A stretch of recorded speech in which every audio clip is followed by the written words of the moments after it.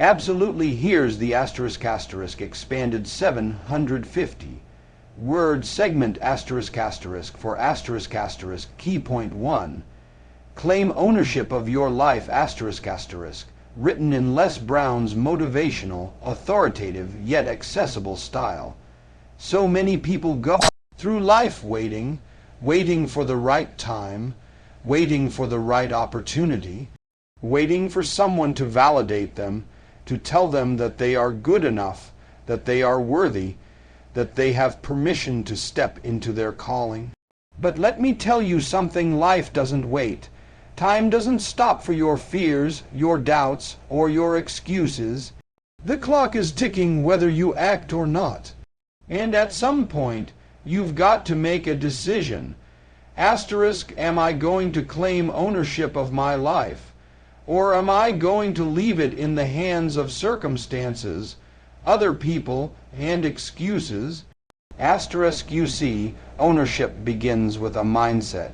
It's the recognition that no matter where you started, no matter what has happened to you, no matter how unfair or difficult your journey has been, the power to decide how your story continues is yours. Too often, we confuse fault with responsibility. Maybe it's not your fault you were born into hardship. Maybe it's not your fault you lost a job, that a relationship failed, or that someone betrayed your trust. But it is your responsibility to decide how you respond, how you rebuild, how you rise from it. If you don't take responsibility, you give away your power. And when you give away your power, you give away your future. Les Brown often says, don't let someone else's opinion of you become your reality. Think about that. How many of us are walking around with labels someone else placed on us? A teacher who said we weren't smart enough. A parent who said we weren't worthy. A boss who said we'd never amount to much. Those words are heavy, but they only stick if you let them. Taking ownership of your life means refusing to live in the shadow of someone else's judgment. It means saying, yes, you might have underestimated me. Yes, you might have counted me out, but you don't get the final say in who I become. I do. And let's be honest, it's easier to stay stuck in blame than to step into responsibility, because blame is comfortable. Blame says, it's not my fault, so I don't have to change. Responsibility says, even if it's not my fault, I still have to rise. And rising is uncomfortable. Rising demands courage. Rising means you confront your habits, your fears, and the parts of yourself that would rather stay asleep. But here's the truth. The life you want, the life that matters, is on the other side of that discomfort. Philosophers have long said that the greatest freedom we have is the freedom to choose. Viktor Frankl, who survived the horrors of the concentration camps, wrote that while everything can be taken from a person, one thing remains: the freedom to choose one's attitude in any given circumstance. If a man in a death camp could claim that freedom, what excuse do we have? Ownership is not about controlling the world. It's about controlling ourselves, our choices, our responses, our determination to rise. When you decide to claim your life, you stop waiting for permission. You stop asking, can I do this? And you start declaring, I will do this. You begin to treat every challenge not as an enemy, but as a teacher. You understand that every setback carries within it the seed of a comeback. You stop living reactively, and you start living intentionally. And that shift from waiting to deciding, from drifting to directing, changes everything. But here's the part that so many people miss. Taking ownership doesn't mean you'll have all the answers. It doesn't mean you won't stumble or fall. It doesn't mean you won't doubt yourself at times. Ownership is not about perfection. It's about responsibility. When you fall, you don't point fingers, you get up. When you fail, you don't retreat into excuses. You learn, you adjust, and you keep moving. That is the essence of ownership, and yes, it's hard. Because when you claim ownership, you no longer get to hide behind circumstances. You no longer get to say, it's because of them, it's because of that. Ownership strips away your excuses and leaves you face with yourself. But in that confrontation, you find your power. You realize that the very thing you've been running from, the responsibility of your own life, is the very thing that will set you free. So ask yourself, whose hands is your life in right now? Is it in the hands of excuses? Is it in the hands of your past? Is it in the hands of people who doubted you? Or is it in your hands? Because until it's in your hands, nothing changes.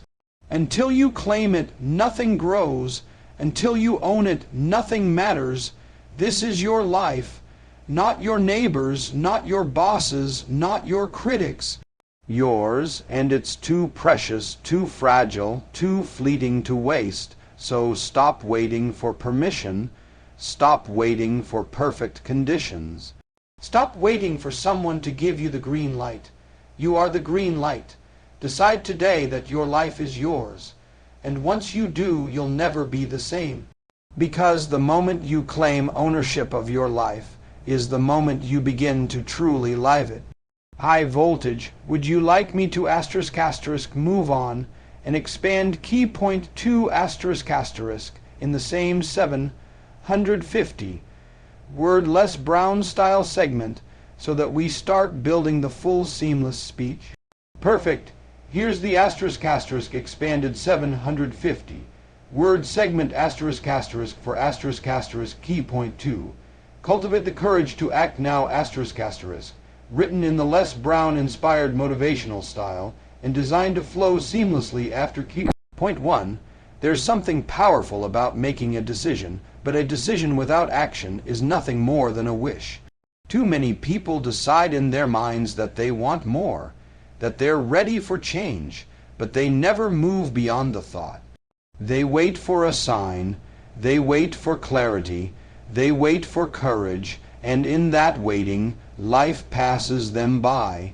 The truth is, the longer you wait, the stronger fear becomes. The more you hesitate, the heavier doubt grows. And the more you delay, the more you convince yourself that tomorrow will somehow be easier. But tomorrow isn't promised, and tomorrow doesn't bring courage, only action does. Courage is not the absence of fear. Courage is the willingness to step forward in spite of fear. People often think that those who accomplish great things are fearless. That's not true. Every single person who has done something extraordinary has felt fear. The difference is, they didn't let fear paralyze them. They moved anyway. They acted while their knees were shaking, while their voices trembled, while their hearts raced. That's what separates the dreamers from the doers. The dreamers wait, the doers act. One of the greatest illusions is believing you have time. Think about how many dreams are buried in cemeteries right now. How many books unwritten, songs unsung, businesses never started, inventions never built. Not because people lack talent, but because they kept telling themselves, I'll do it later, I'll get to it when the timing is right, and later never came. Les Brown says the graveyard is the richest place on earth because it's filled with potential that was never acted on. And if we're not careful, we'll contribute to that richness by taking our gifts, our dreams, our purpose with us to the grave. Now, some people don't act because they're waiting for the perfect conditions. They want the money, the connections, the support, the clarity, the guarantee. But let me tell you something, you'll never have perfect conditions. You'll never have absolute certainty. You'll never feel completely ready. That's not how growth works. Growth demands that you step into uncertainty, that you take a leap, trusting that you'll either land on solid ground or you'll learn to fly on the way down. And when you act, you discover that readiness is not something you wait for. It's something you create. Fear and procrastination are liars. They whisper to you that you can't, that you're not enough, that you'll fail, that you'll look foolish. And the more you listen, the more you believe them. But here's what I want you to understand. Action silences fear. Movement shuts down doubt. When you take even the smallest step, you weaken the grip of hesitation. The first step is always the hardest, but once you take it, momentum begins to build. It doesn't matter how small the step is. What matters is that you move. Because once you move, the universe has something to work with. Now, I'm not talking about reckless action. I'm not telling you to jump blindly without any thought. What I'm saying is that waiting for certainty is a trap.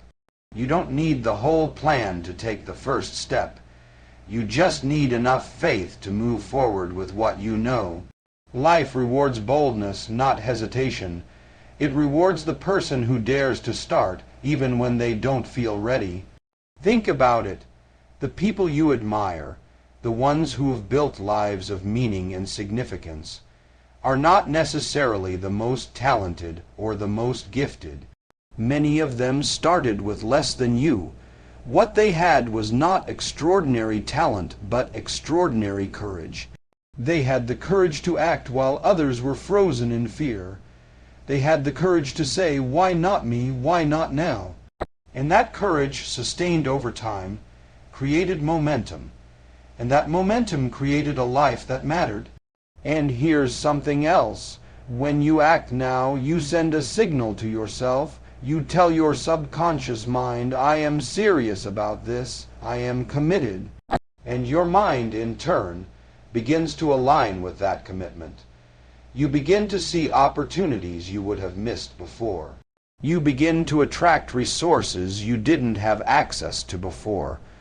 Doors begin to open, not because the world suddenly changed, but because you did. So the question is, what are you putting off? What dream have you been postponing, telling yourself, "One day"? What vision have you been hiding behind excuses, behind fear, behind doubt? One day is not a day on the calendar. One day is a lie that robs you of today. If it matters, the time is now. If it's in your heart, the time is now. If it's your dream, your calling, your assignment, the time is now. Don't let fear keep you locked in place. Don't let procrastination steal your future. Don't let doubt silence the voice of destiny inside of you. You've already waited long enough. The only question left is, will you move? Because the courage to act now is not just about chasing dreams. It's about honoring life itself. And the greatest tragedy is not that life is short. It's that too many of us wait too long to start living it. So take the step. Do it scared. Do it uncertain. Do it imperfect, but do it now. High voltage, would you like me to go ahead and expand key point 3 into the same 750 word Les Brown style segment, so you'll have the full, seamless motivational speech. Here's the expanded 750 word segment for key point 3, live beyond yourself, create lasting impact written in a seamless continuation of the previous points, in the voice and flow of Les Brown's motivational style. When you've taken ownership of your life and when you've developed the courage to act now, there is one more truth you must embrace if you want your life to truly matter. You cannot live only for yourself. A life that is small is a life lived inward, consumed only with personal gain, comfort, and survival. But a life that is great, a life that echoes long after you're gone, is one lived in service, in contribution, in impact. Because at the end of the day, no one will remember how much money you made, what car you drove, or what titles you held. What they will remember is how you touched their lives. We are not here just to get by. We are here to give something. Every one of us carries gifts, unique talents, perspectives, and experiences that no one else has. And those gifts were not given to us to keep locked away. They were given to us so that we could lift others, so that we could add value, so that we could make this world a little better than we found it. That is the measure of a life that matters not what you accumulate, but what you contribute. But here's the challenge. Contribution often requires sacrifice. It requires us to step outside of our comfort zones, to see beyond our own struggles, and to recognize that even our pain has purpose when we choose to use it for good. Some of you have gone through things you wouldn't wish on your worst enemy, and maybe you've asked, why me? Why did I have to endure this? But what if your struggle was not just about you? What if your survival, your lessons, your growth were meant to become a lifeline for someone else? Sometimes your story is the very medicine someone else needs to heal. Philosophers, thinkers, and leaders across centuries have all said the same thing. A meaningful life is a life of service. Aristotle called it eudaimonia the fulfillment that comes not from pleasure, but from purpose. Martin Luther King Jr. said, life's most persistent and urgent question is, what are you doing for others? And Les Brown reminds us, help others achieve their dreams and you will achieve yours. That's not just a catchy phrase, it's a universal law. When you pour into others, life finds a way of pouring back into you. Living beyond yourself doesn't mean you have to be a world leader or a celebrity. It doesn't mean you have to change millions of lives. It means you change the ones within your reach. It could be your family, your friends, your community, your colleagues. It could be one person whose path you cross at just the right time. Impact is not measured in numbers, it's measured in depth. A single word of encouragement can spark a fire that changes generations. A single act of kindness can ripple through lives in ways you will never fully see. But too often we hold back. We think, who am I to inspire others? Who am I to make an impact? I'm just one person. Let me tell you, every great movement, every breakthrough, every change in history started with one person who decided to live beyond themselves. One person who said, I will not just take from this life, I will give to it. And you have that same capacity within you. The tragedy is not that people are incapable of impact, it's that they underestimate the impact they are already having. Whether you realize it or not, people are watching you. Your children, your friends, your peers, they're observing how you live, how you respond, how you carry yourself. You are shaping lives by your example. The question is, what kind of example are you setting? Is it one of fear, excuses, and hesitation? Or is it one of courage, ownership, and contribution? When you decide to live beyond yourself, something remarkable happens. Your struggles begin to make sense. Your victories feel richer. Your life gains weight not in possessions but in meaning, because you realize that life is not just about what you can get, but about what you can give. And when you give, you don't lose, you expand. You become bigger than your problems, bigger than your fears, bigger than your limitations. So I ask you, what legacy will you leave? When your name is spoken years from now, will it be attached to things, or will it be attached to lives you changed? Will it be remembered in bank statements, or will it be remembered in the hearts of people you lifted? Your life will tell a story whether you like it or not. The choice you have is, will it be a story worth telling? This is why living beyond yourself is not optional if you want your life to matter. It is essential. Because significance is not about survival, it's about service. It's about knowing that your presence in this world left it brighter, stronger, and more hopeful than before. So don't just live to exist, live to contribute, live to inspire, live to impact, because when you do, you create a legacy that cannot be erased. And in the end, the greatest honor is not that you lived, it's that you mattered. High voltage, would you like me to now, combine all three expanded key points into a full, flowing motivational speech transcript, in Les Brown's voice.